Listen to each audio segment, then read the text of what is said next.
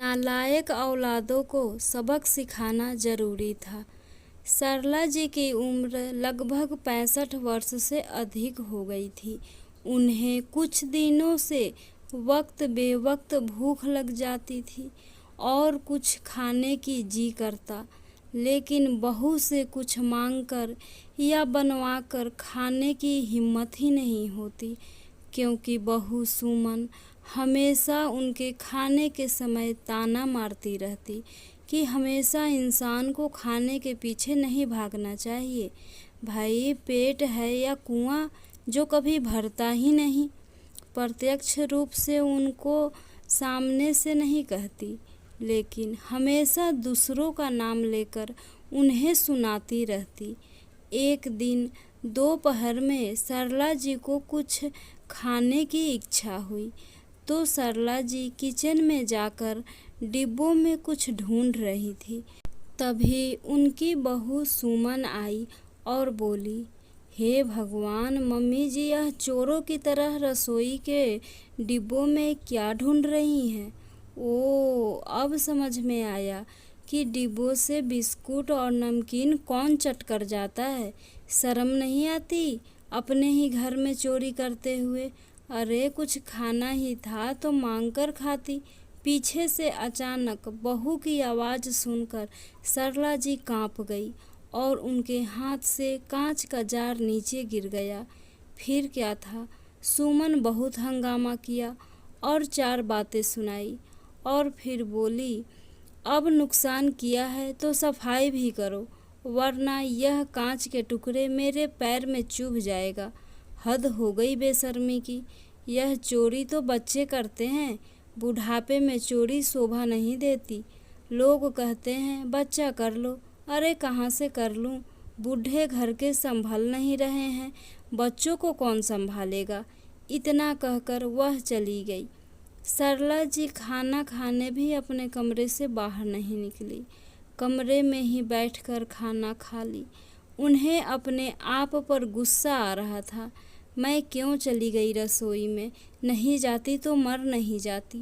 अपने आप को कोस रही थी और डरे हुए बच्चे की तरह सो गई। शाम हुई तो अपना मन हल्का करने वह नीचे पार्क में चली गई। दुनिया में वह अकेली दुखियारी माँ नहीं थी, और भी माएँ थी। सबके साथ मिलकर जब वह बातें करती तो उन्हें अपनी तकलीफ कम लगती थी। सरला जी अपनी पड़ोस के विमला से बोली, क्या आपको भी आजकल थोड़ी थोड़ी देर में भूख और प्यास लगती है? पता नहीं क्या हुआ है, वक्त बेवक्त बच्चों की तरह मुझे भूख लगने लगती है। अब बार बार रसोई में जाकर ढूंढना अच्छा नहीं लगता। ना जाने बहू क्या कहती होगी कि बुढ़िया बुढ़ापे में सठिया गई है। इस उम्र में यह परेशानी होगी, सोचा न था। यह अपने मन की बात किसी से साझा भी नहीं कर सकती, इसलिए आपसे पूछ रही हूँ। विमला जी बोली, सरला बहन, अब आपसे क्या बताऊँ? ये परेशानी मुझे बहुत होती थी, पर उस वक्त पति साथ थे तो तकलीफ नहीं होती थी। सरला जी बोली, आपके कहने का क्या मतलब है? विमला जी बोली, जब अपने पति की कमाई पर थी तो भूख लगती तो कुछ न कुछ लेकर खा लेती थी, पर जब से वह दुनिया से गए हैं, मैं दवाइयों को अपना भोजन बना लिया ताकि मुझे भूख ना लगे। विमला जी की आंखें भर आई। उन्होंने बड़े प्यार से कहा, सरला बहन, मैं तो कहूँगी कि आप एक बार डॉक्टर से दिखा लो। जिसको शरीर में कोई दिक्कत होती है उसे ही बार बार भूख लगती है, और इसमें बुराई क्या है? उम्र के इस अवस्था में डॉक्टर का सलाह लेना बहुत ज़रूरी होता है। यदि आपको भूख लगती है तो कुछ लेकर या मांग कर खा लो, इसमें संकोच की क्या बात है? सरला जी बोली, परिस्थिति आप समझ नहीं रही। विमला जी बोली, यदि बहू अगर आपकी भावनाओं को समझे तो उसे कहो आपके कमरे में ही कुछ रख दिया करेगी, तो उसे भी परेशानी नहीं होगी। यह उम्र ही ऐसी है, ईश्वर हर बूढ़े को बच्चा बना देता है। अब मैं आपको सलाह ही दे सकती हूँ, क्योंकि मैं खुद भुतभोगी हूँ। बस ईश्वर से प्रार्थना करिए कि जो बचे दिन हैं वह कट जाए।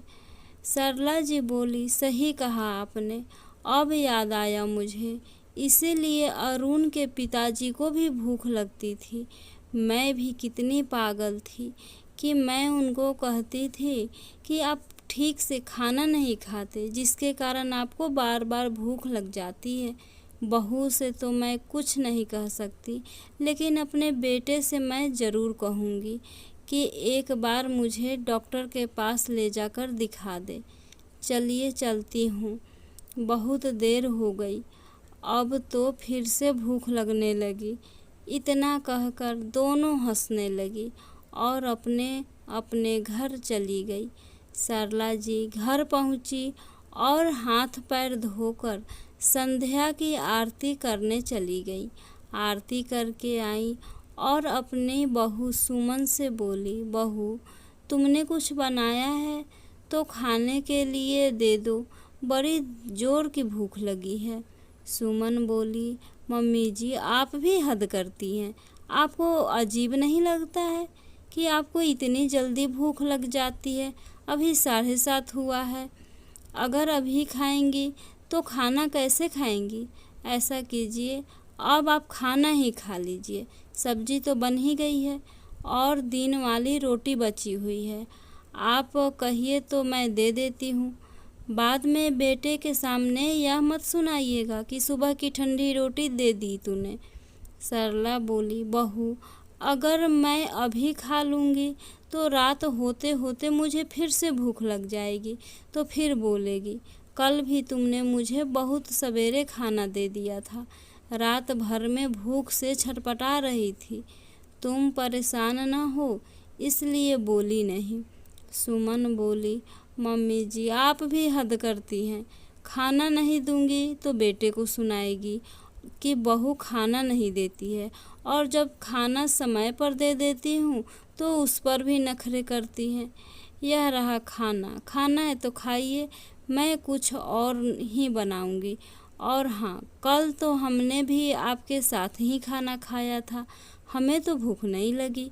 सरला जी बोली, बहू तुम अपनी उम्र देखो और मेरी उम्र देखो, कितना फ़र्क है। इतनी छोटी सी बात तुम क्यों नहीं समझती या समझना नहीं चाहती? क्या मेरी जगह तुम्हारी माँ होती तो उनकी रोटी का भी हिसाब रखती? और क्या अपनी माँ को भी तुम भूखा रखती? सुमन गुस्से में बोली, मम्मी जी मेरी माँ से अपनी तुलना मत कीजिए, आप तो हर बात का गलत मतलब निकाल लेती हैं, और जहाँ तक मेरी माँ की बात है वह समय पर खाती हैं, आपकी तरह दिन भर रसोई में कुछ ढूंढती नहीं हैं। चुपचाप बैठिए और खाइए। सरला जी बोली, बहू भूख तो मुझे भी समय पर ही लगती थी, पर यह परेशानी मुझे पिछले 2 महीनों से हो रही है। मैं कभी तुमसे या अरुण से कहती नहीं थी, पर परेशानी बढ़ती ही जा रही है। मुझे खुद बुरा लगता है कि मेरी हालत बच्चों जैसी हो गई है। अब तुम लोग नहीं समझोगे तो कौन समझेगा? सुमन बोली, ठीक है, अब रोनी सूरत मत बनाइए, मैं आपका खाना लगा देती हूँ। समझ में नहीं आता कि इस घर का क्या होगा, कमाने वाला एक और खाने वाले इतने। अरे मेरा तो थोड़े में चल जाता है, पर आपका तो पेट ही नहीं भरता। इतना कहकर सुमन रसोई में चली गई। सरला जी खाना खाकर बेटे का इंतज़ार कर रही थी, पर उसे आने में देर हो गई तो वह सो गई। जब अरुण घर आया तो सुमन ने सारी बात बताई तो अरुण बोला, तुम तो जानती हो माँ की आदत, कुछ परेशानी हुई नहीं कि तुरंत अपनी बेटी को फ़ोन करेगी और वह वहाँ से मुझे भाषण देगी, जो कि मुझे बिल्कुल पसंद नहीं है। अब इस परेशानी का तुम ही हल निकालो। मैं आखिर क्या करूँगा। इतना कहकर वह कपड़े बदलने चला गया। अगले दिन सुबह सरला जी अकेली चाय पी रही थी। अरुण आकर बोला, माँ आपकी तबीयत खराब है क्या? सुमन बोल रही थी। आपको कुछ परेशानी हो रही है? सरला जी बोली, अरे नहीं बेटा, ऐसी कोई बात नहीं है। बस रात में अगर जल्दी खा लेती हूँ तो फिर बीच रात में भूख लग जाती है। अरुण बोला, तो मत खाओ, कौन ज़बरदस्ती खिलाता है। अब आप खाना खाने के लिए मांगती होगी तभी तो वह खाना देती होगी। माँ, हर बार बहू की बातों को गलत मत समझा करो। और मैं अगर घर के मामले को सुलझाता रहूँगा तो बाहर कैसे काम करूँगा। सरला जी ने छोटे बच्चों की तरह हाँ में सर हिला दिया और बेटा भी खुश होकर चला गया। 9 बजते बजते अरुण दफ्तर के लिए चला गया। काम वाली घर का काम कर रही थी और सुमन अपना फ़ोन लेकर अपने कमरे में चली गई। थोड़ी देर बाद सरला जी की बेटी का फ़ोन आया। माँ कैसी हो, नाश्ता पानी हो गया? अरुण तो दफ्तर चला गया होगा। और आपकी बहू क्या कर रही है? मैं अगर फ़ोन नहीं करती हूँ तो आप मुझे याद भी नहीं करती। बेटी के इतना पूछते ही सरला जी बच्चों की तरह फूट फूट कर रोने लगी। इधर उनकी बेटी घबरा गई और बोली, माँ क्या हुआ? आप रो क्यों रही हो? हुआ क्या है, बताओ तो सही, क्या बात है? सरला जी ने अपने आंसू पोंछे, खुद को संभाली और बोली, नहीं बेटा, कोई बात नहीं है। बस इतने दिनों बाद तुमसे बात हो रही है तो दिल भर आया। उनकी बेटी सीमा बोली, माँ आप मुझसे कब से बात छुपाने लगी हो? मानती हूँ आप मेरी माँ हो तो हमारा रिश्ता मन और आत्मा से जुड़ा है। जैसे बचपन में आप मेरी आंसुओं का कारण समझ जाती थी, वैसे ही मैं आपकी सिसकियाँ को भी समझ सकती हूँ। बताइए मुझे बात क्या है? बेटा, हर वक्त मुझे भूख लगती रहती है। अब बार बार बहू से खाने के लिए बोलने में मुझे अच्छा नहीं लगता और सवेरे खाना खा लेती हूँ तो रात में भूख से छटपटाती हूँ। उनकी बेटी सीमा बोली, बस इतनी सी बात? मैं इसका भी उपाय कर दूँगी। मैं यहीं से आपके लिए सूखा नाश्ता भिजवा देती हूँ, उसे आप अपने कमरे में रख लेना और जब भूख लगे तो खा लेना। मुझे लगता है आपको डॉक्टर से दिखाना चाहिए और सभी आपको टेस्ट करवाने चाहिए। मैं अरुण से कह देती हूँ, वह घर पर बुला लेगा और आपका शुगर का टेस्ट भी हो जाएगा। चिंता क्यों करती हैं, सब ठीक हो जाएगा।